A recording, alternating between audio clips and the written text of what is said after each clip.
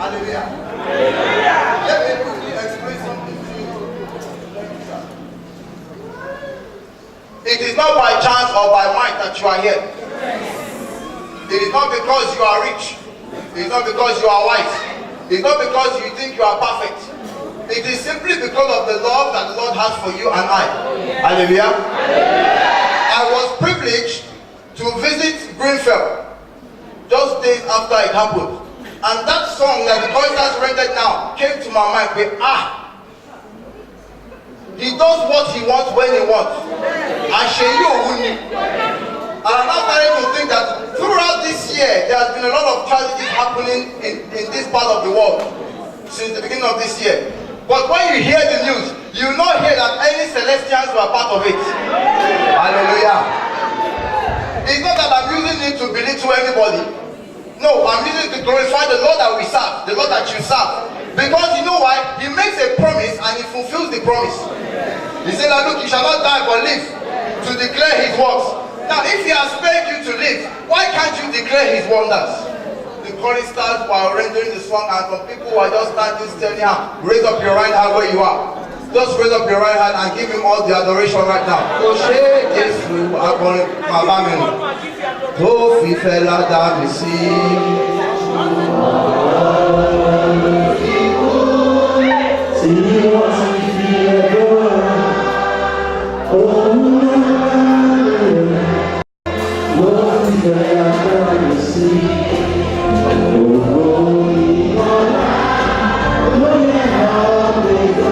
Thank the Lord.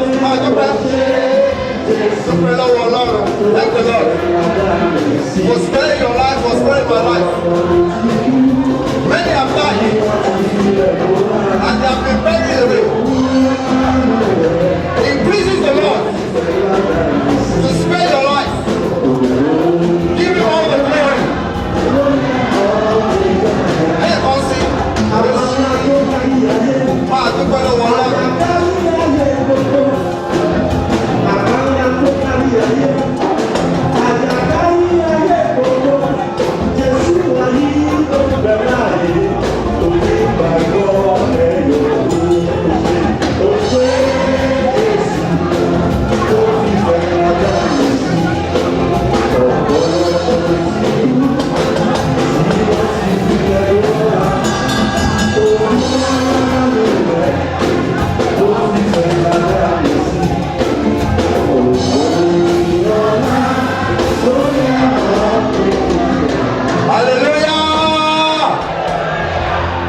The Lord shall continue to spare your life. Oh, that might be. The Lord shall spare my life. Look, if I pray for you and you don't say a good amen, I will pray for myself. I say the Lord shall spare your life. Be seated in the glory of the Lord.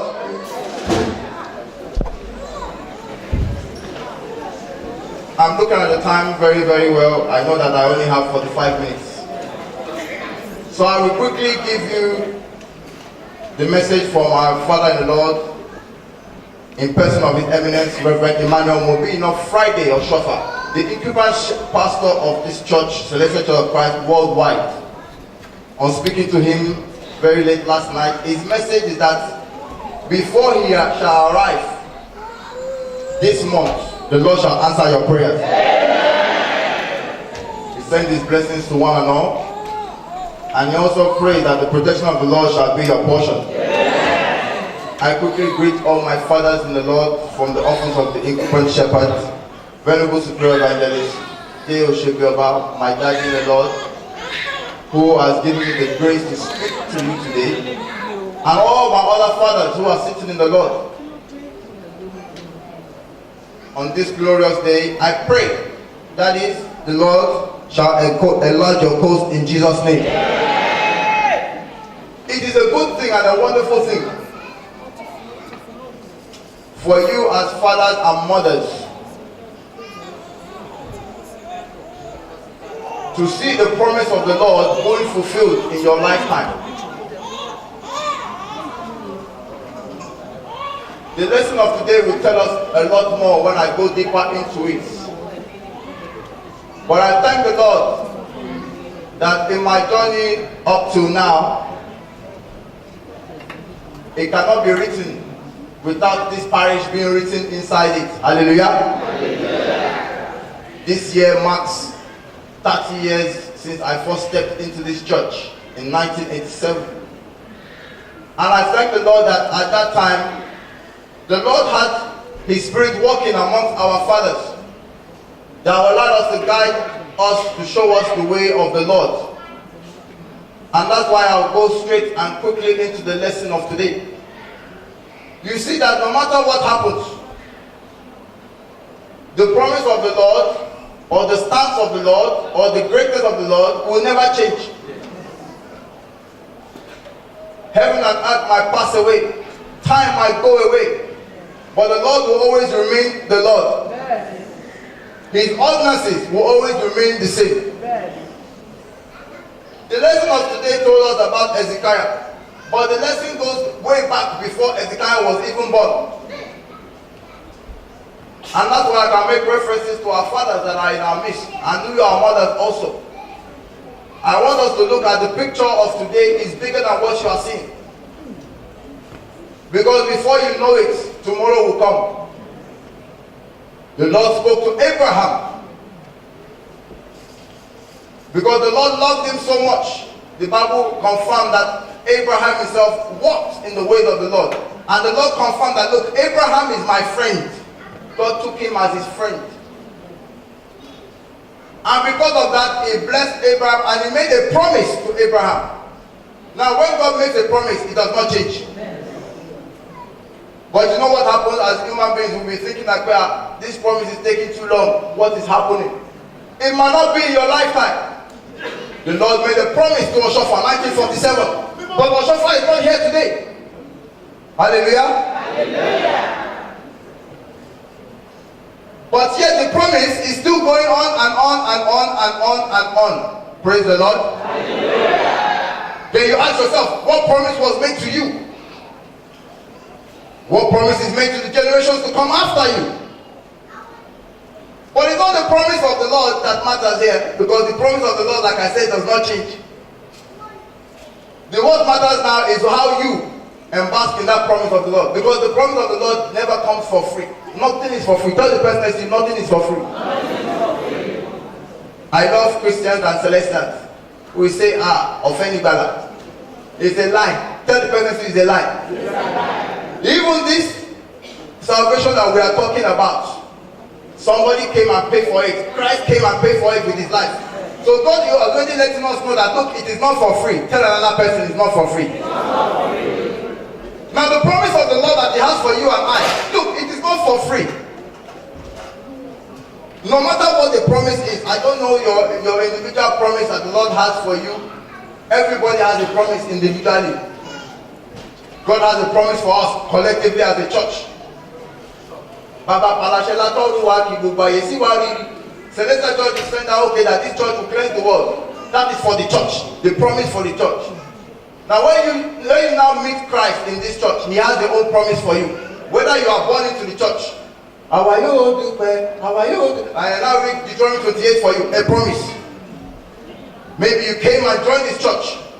Jesus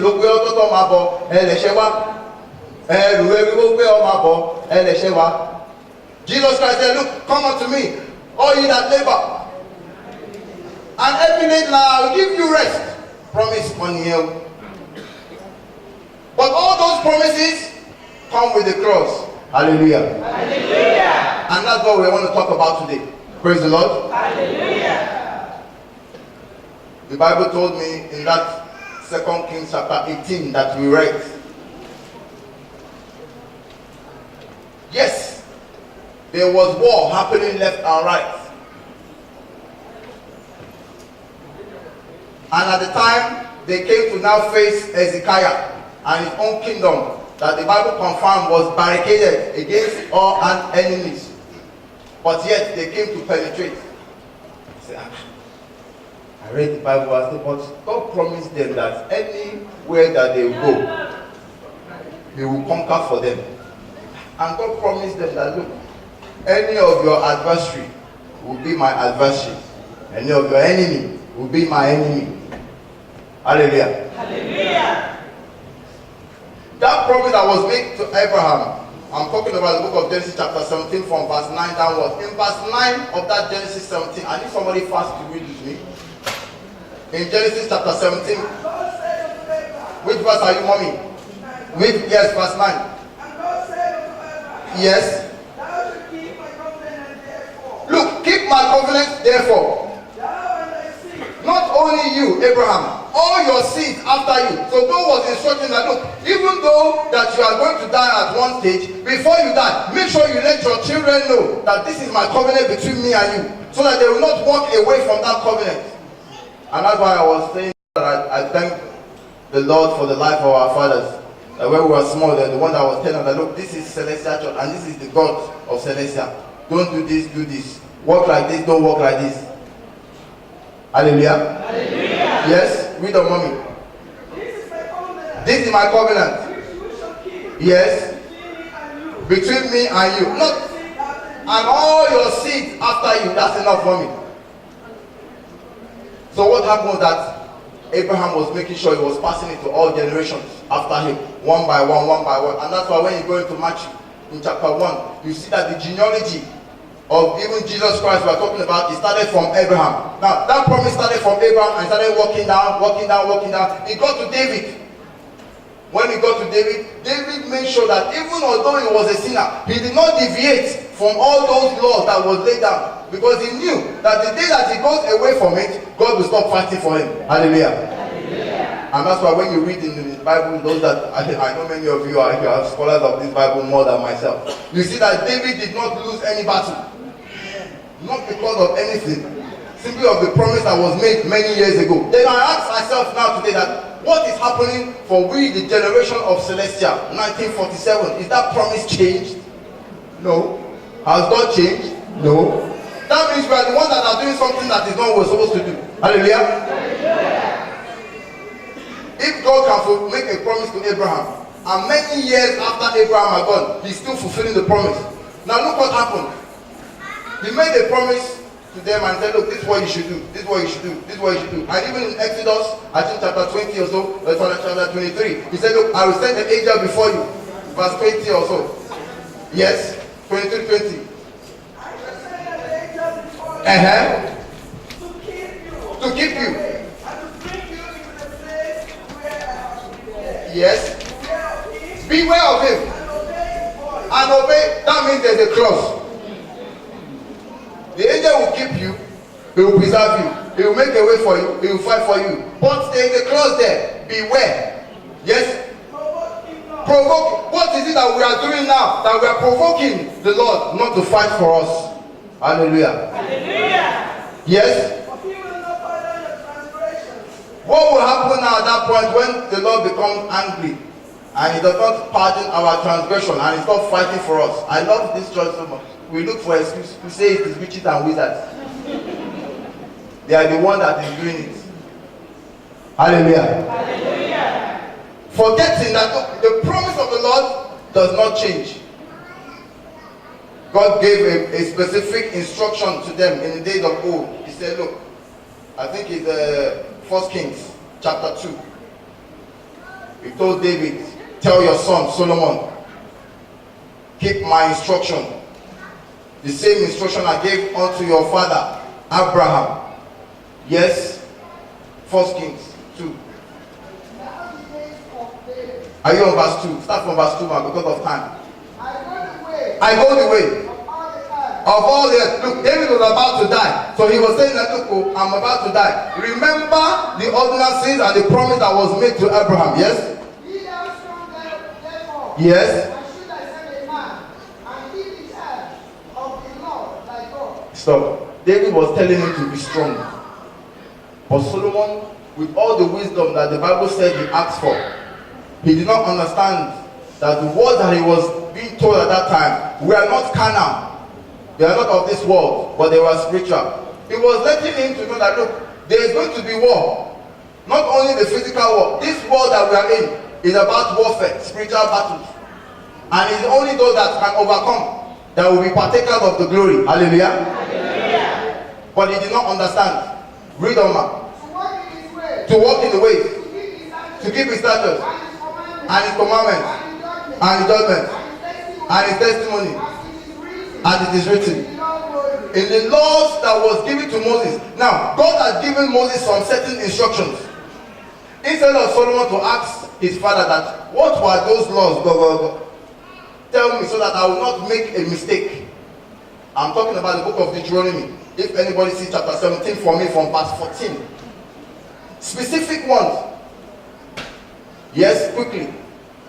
When you come to the land, yes, which the Lord your God is giving to you, yes, and possess it, and dwell in it, and say, I will set a king over me like all the nations around me. Yes. You shall surely set a king over you. The time will come where that the nation, they will start having kings. As of that time, there was no kings yet. So even before David became king, the Lord had made a promise that somebody will become king. Even before Solomon was born, a promise was made that he will become a king. Yes? Over you, whom the Lord your God chooses. Yes? One from among your brethren. You shall set as king over you. When you set them as king, what should they do? Yes? You may not set a foreigner over you. Look, you're not allowed to make a foreigner to be king. He gives them specific instructions. Yes? Who is not your brother? Which verse are you on? Go to 17, full of time. Neither shall he multiply wives for himself. Yes. Lest his heart turn away. Yes. Nor shall he greatly multiply silver and gold for himself. Hallelujah. There is a book called the Torah.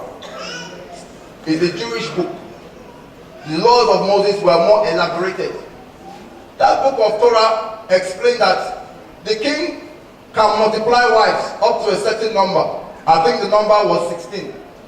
Now, David only had 8.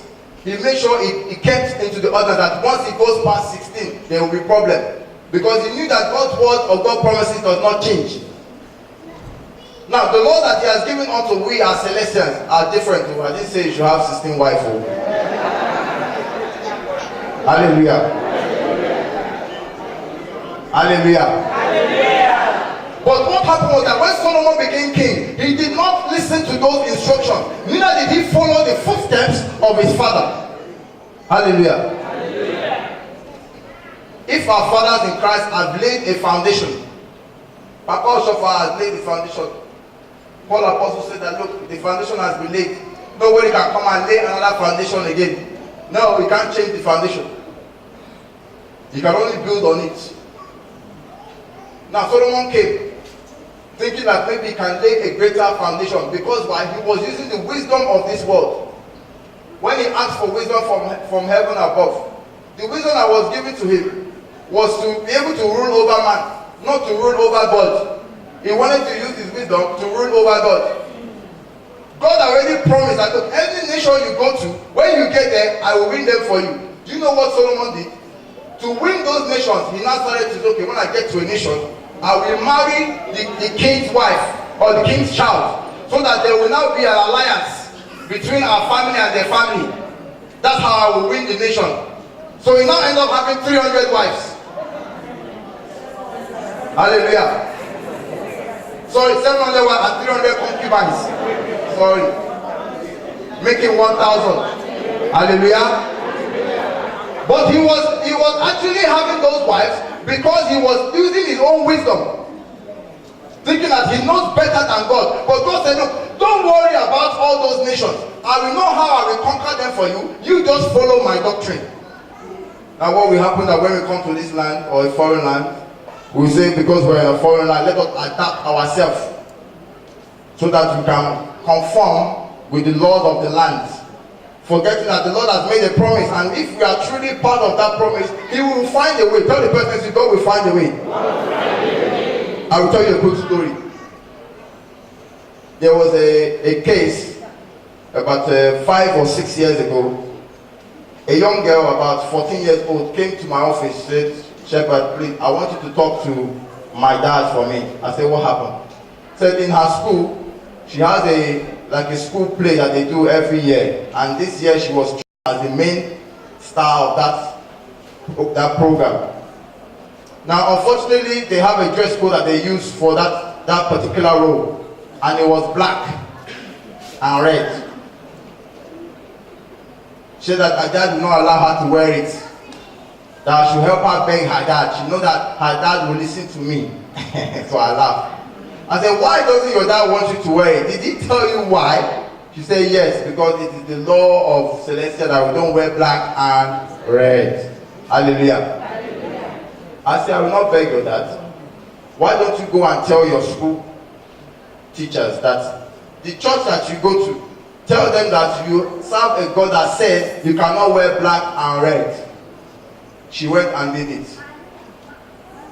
They said no, there's nothing they can do, they have to find somebody else. 2 weeks later, they did not find anybody else. The time was coming closer and closer. They called her back again and said, look, can your daddy allow you to wear a dark gray color, not black but gray? She now came back to me to ask me that this is what the school said. I said, no, go and tell them that your church does not allow you to wear any dark colors. Hallelujah. She went and did it. A week later, with only 4 days to go to the program, they called her. They said, look, we have had a meeting amongst the teachers in charge of that program. We are going to change the color of that girl to blue. Can your daddy allow you to wear blue? Hallelujah. Praise the Lord. Hallelujah. Now when she came back and tell me, I said, yes, tell them that we can wear blue. Blue is fine. And she was now the star of the occasion. What I'm trying to bring out there is that, look, you must not change or compromise the ordinances of the Lord. The Lord knows how he will do his work. Stop. We'll come back there. Because of time. Hallelujah. The ways of the Lord are so mysterious and nobody can understand it.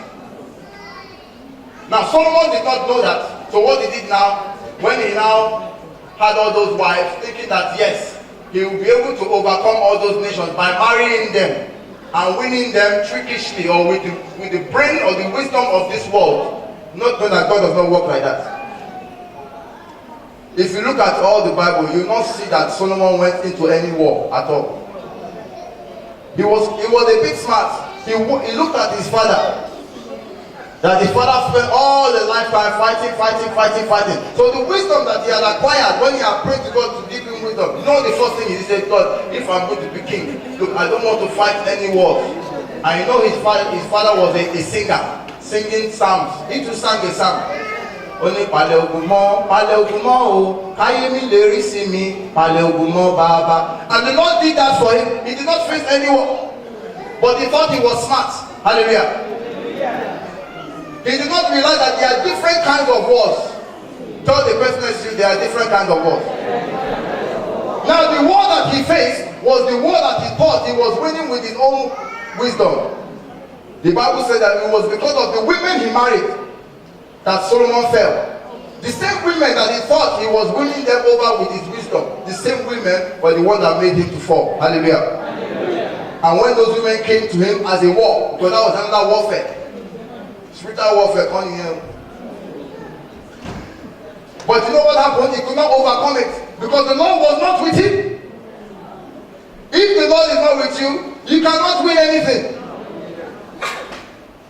And that's why the Bible says, look, if the Lord is with you, who can be against you? Nobody.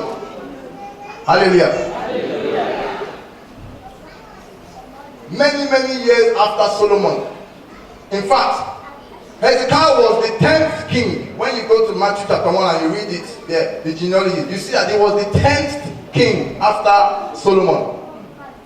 So he did not know Solomon, but he heard of the works that he did. He did not know David, but he heard of the works he did. You might not know Oshofa, but you will have heard of the works that the Lord has used him for. And you can see it in manifestation today. Glory be to God in the highest.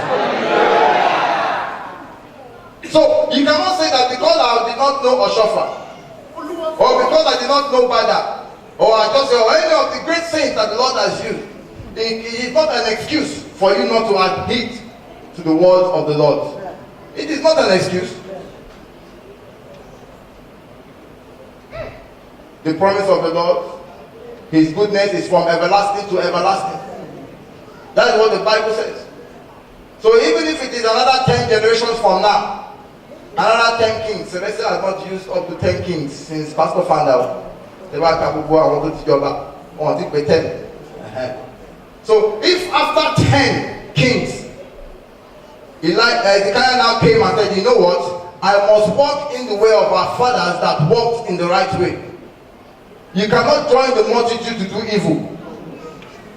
If people are doing evil today, are not upholding or following the doctrine of the Lord today, it does not mean you cannot go back to the way that it was done before. Hezekiah said in the lesson of today, verse 3, the lesson of today, what did he say? Yes? Look, he said he did what was right. Are you doing what is right? He did what was right in the sight of the Lord, yes? According to what David his father. So what he did was that he looked at all the kings before him. Which one of them did the right thing in front of the Lord? And which one of them did the Lord uphold? He now said, David, even when he was sinning, the first thing he did, he run back to God and beg for forgiveness. See, I want to emulate this king. And the Bible went further to say that, look, in all the time of Judah, there was no greater king than Hezekiah. But then at some time I said to myself that, but the Bible did not say Hezekiah had lots of wealth. The Bible did not say that Hezekiah won so many battles like David did. What made him great? I started asking myself.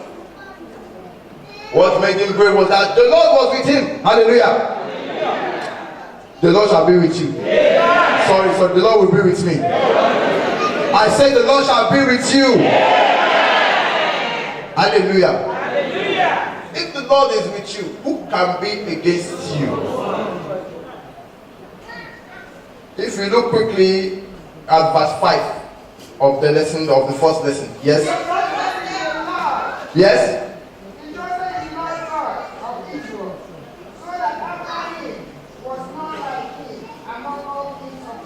Look, there's a time where you look at who to trust. You look to your left, who to your right. In a time of need, you might not find anybody.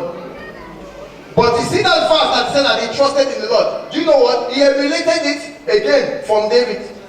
In the book of 1 Samuel chapter 30, the Bible said that, look, David went through a tribulation. That a war came from nowhere. People came, they came into the land, invaded the whole land, packed everything, packed his belongings, packed his wife, packed his children. There was nothing left. Even he got to the stage that the people that he thought were following him, he now looked to them, they are Alpha. And they just turn his face, they turn their face from him. This one is finished. But the Bible said in that 1 Samuel chapter 30, he said that, I think verse 5 or 6 there, he said that, you know what he did? He turned to the Lord. 1 Samuel chapter 30, verse 5 or so. Yes? Where are you, man? Yes. Yes.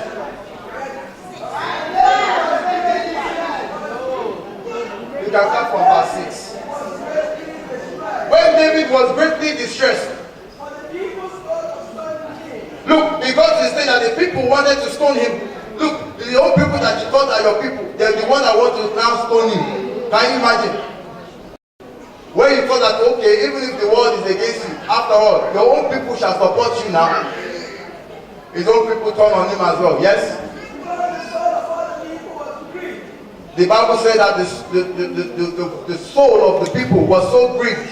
They were so annoyed. They now changed their anger on him. Yes? Every man for his sons and for his daughters. But David encouraged himself in the Lord. Stop there. He encouraged himself in the Lord. So Hezekiah now read from that page. He said, you know what? The history books let us to know. The story books of Celestial Church let us to know this about Oshofa. Let us to know this about brother. If your own tribulation will come, and don't think it will not come, everybody will have a test or another to go through. It is part of it. And that's why when you see the second lesson, it was not a mistake that my father in the Lord read an extra verse. The person I read the second, but it's not a mistake, you're laughing. You see, he said that verse that he read, it is very important. He said, look, Christ is coming with a sword to bring confusion to the land. It is only who can overcome that period of temptation of the sword that can have a place with him in paradise. During the time of that tribulation, you see that brothers will change against sisters. Father will turn against mother. You see that a brother will go against his own brother. Family will turn against each other. So don't expect anybody to support you. It's only God that can support you. But the problem is that there is a clause. Before he supports you, he will check, okay, how much have you supported the contract between me and you? Do this, don't do this. I will do this for you. I will do that for you. Hallelujah. Hallelujah. So Hezekiah now said, you know what, I'm going to copy my own father David, or my great-great-father David. So what he did, he now took the letter. You know the Bible says in that first lesson that they wrote him a letter. Hey, you, we are going to deal with you. He said, hey, you're going to deal with me. Okay, well, if you are dealing with me, it's God that puts me here that you are going to deal with. So he took the letter. Because in that 1 Samuel chapter 30, the Bible said that David took up all his garments, he wore it. There's a specific garment that they wear when they want to pray. He wore his prayer garment and he went into the temple and said, look, God, these people have taken all my belongings. What should I do? God said, don't worry, go after them and I will go with you. So Hezekiah copied that same system. He said, you know what? I'm going to take this letter and place it before God. So he took the letter and said, look, God, see these people. They say they're coming to fight me. It's not me they're fighting, no. It's you that sent me to be king that they're fighting. God said, eh? They're fighting you. Okay. Don't they know who you are? You are my son. The son that I made a promise to. Okay, I will show them that you are my son. Hallelujah. Hallelujah. If you don't have a father, the father will not defend you. Hallelujah. Hallelujah. In the time of trouble, a father or a mother will first of all protect the child first. Even if the child was in wrong, it's okay, let me first of all, then they will not ask, okay, what did the child do? I will protect them. But if you don't have a father, who will protect you? Maybe I'm not talking of your physical father. If your physical father has gone, Jesus Christ is the father of the fatherless. Yes. So if you don't have him as your father, there is problem. Tell the person, who is your father? Over mo mi rántí orin kan. Mo ní Jésù ní bàbá o. Mo ní Jésù ní bàbá. Mo ní Jésù ní bàbá o. Mo ní Jésù ní bàbá. Kò nà mí. Ọba tí mo ní kò nà mí òṣó. Ajẹ́ ò gbọ́dọ̀ dánwò. Mo ní Jésù ní bàbá. If your father doesn't beat you, why should witches and wizards beat you? You tell them, you can't beat me. I have a father now. Hallelujah. Hallelujah. You know, we parents say, don't beat my child. I will beat him myself. That's the way God will behave. He says, okay, don't worry. If he has offended you, he's my son. I will deal with him. You take it for me. But he won't let somebody else beat him. But if you don't have a father, there's a problem. And the only father that God has given unto us is Jesus. He loves us so much. And that's why in the second lesson, in Matthew, no matter what happens, no matter what you do, you are so much important to him. If it was not the case, how can somebody give his own son and say, okay, go and die for these people?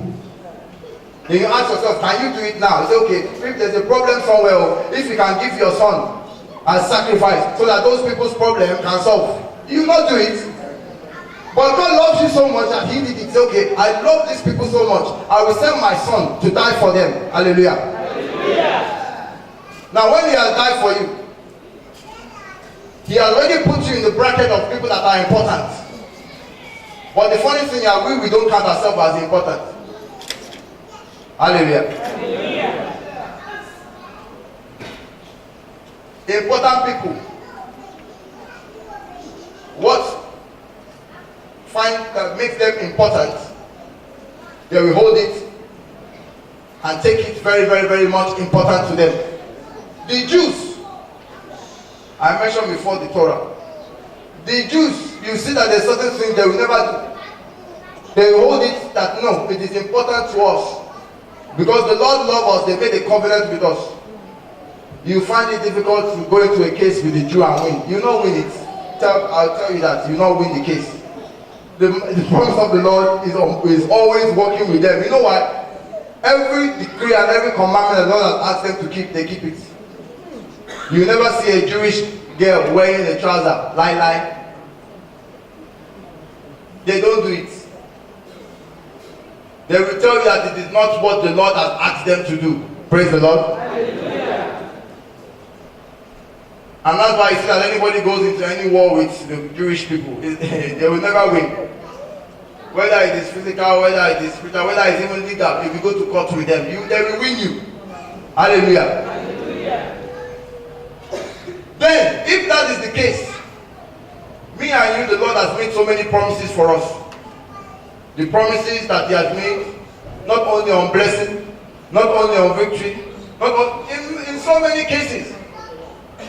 Simply because we have decided to walk in our own way. You know what the Lord will do? He will let you walk. When you are tired of walking by yourself, you come back and ask Him to help you walk the walk. But the Lord does not go anywhere. He's just a proud God, that's all. He's very proud. The Bible says in Revelation that, look, I stand at the door knocking. It's only those that invite me that I will come in. Can Jesus not walk in by Himself? But He's waiting for you to invite Him to your life. If you don't invite Him, He won't come. He'll just be standing there looking at you. When you are ready, you call me. Hallelujah. Hallelujah. The Bible told me that there was a blind man. And when he met Jesus, it was obvious that he was blind. Because somebody was taking him along. But when he was shouting, Jesus, Jesus, have mercy on me. You know, there was two, not the one that he used clay to wipe his eye. No, not that one. When he saw it, he said, look, what do you want me to do? So I asked myself, why is God even asking him? Maybe you can see that he's blind. So he said, okay, I want you to make my eyes to see. That means if you don't ask Him, if you don't invite Him to your situation, He will just be looking at you. The situation you are in, the issue that you feel you are facing, the problem that you might think is in front of you, it is simply because why? You have not invited Him into your life. And many of us have done it by not following His doctrine, by not keeping His commandments, by not doing what He wants you to do. The minute you do those things, this is my friend. I will never leave my friend alone. Hallelujah. Hallelujah. You are so important to Him, and that's why you see that the can say that even the hair on your head, He counts every single one. It is important to Him. In 276.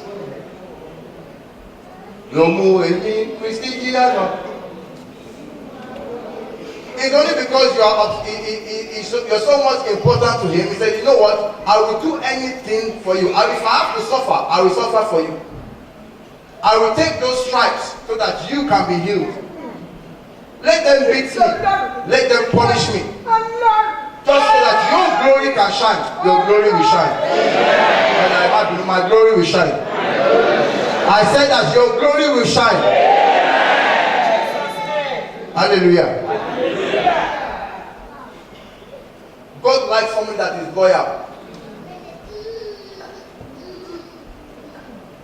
If you are not loyal to God, God will not be loyal to you. It is important and paramount that those that are coming after you, you let them to know the importance of this God we are serving and His ways. If anybody comes to you with an issue, ask them, look, are you keeping His doctrines?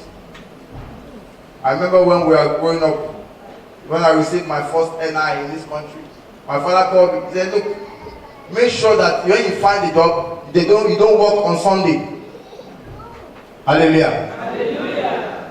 I know that normally in our Sunday work, they will give you more money. Hallelujah. Hallelujah. But it was an ordinance of the Lord that He was letting us to know. There are so many things that we do that are not in line with the doctrines of the Lord. And then when things are not going the right way, we now find, like I said before, we look for people to blame, witches and wizards. Hallelujah. Hallelujah. If we look quickly at that second lesson, somebody open verse 27 or 28 for me. Fear not therefore. For there is nothing covered, There is nothing that is covered. and shall not be revealed. Look, the time will come that they will now say that, look, this is the reason. They will reveal it. Why? Our Lord is so good in this church. There are times where we are going astray, at times where we are not doing what we are supposed to do. And because of the love He has for me and you, He will reveal it. He will send a prophet and prophetess to you and say, look, my son, my daughter, this is what you are doing that you are not supposed to do. This is why I think you might not be going the right way. Do it like this so that it can be like this for you. You see, you might see me here preaching today. In December, I was given a message to go and preach in 7 churches in the new year before the 7th month ends. So in January, I started it. I did 4 and I gave up. I said, oh, let me just sit down. Thinking that the Lord does not see everything. The message was given to me at the McCoy in the Massive, but it was in Ibadan that another prophet came and said, you are sent a message, you did not go. Everything that you do will be revealed. Hallelujah. I said, what am I going to do now? The message was even saying that, look, some of the things that you are doing, the project that I was doing started to go a bit pear-shaped. And God was telling me that this is why this is happening. Go back and do what I tell you to do so that all those things can go smoothly. Hallelujah. That's why you see me here before you now. Wearing this garment and wearing. Hallelujah. Do what the Lord asks you to do. So that things will be, the Bible says that, so that it can be well with you. That's the word of the Lord. It shall be well with you. It shall be well with you. It shall be well with you. Bible confirm it in that second lesson that we were reading. If we go to verse 35 or so, yes. For I am come to set a man at variance against his father, and daughter against her mother. It is possible. And daughter-in-law. Stop, mommy. It is possible that obeying the doctrine of the Lord might make you to go against your own mother and your own father. Listen to me carefully. It is possible that obeying the ordinances of the Lord might take you to face with your parents, either your father or your mother, even your brother or your sister, might go against you. I know so many people that were not of this religion, but the Lord visited them, and on becoming member of this church, the whole family abandoned them. But today, through that same person, there was a particular boy, I will elaborate quickly. He came to this country. The only person that he knew was an uncle. The uncle was Muslim, the whole family was Muslim. Just before he left Nigeria, he joined Celestial Church. A friend took him there. On joining, the message came that, look, I want to take you to a place that you'll be great. So he loved the church, he was following the ordinances. Within a short time, the promise of the Lord started to materialize. He came out of Nigeria, flew to London. On arriving here, the only person that he knew was that uncle. Went there and I said, look, you cannot go to that church and live here. Now, how the problem now was that if he goes to church, he will not have anywhere to live. He does not have any job, he has not worked anywhere yet, doesn't have anywhere to live, does not know anybody. Will he live on the streets? He cannot even go back to Nigeria because on buying the ticket to come here, he sold all his possessions.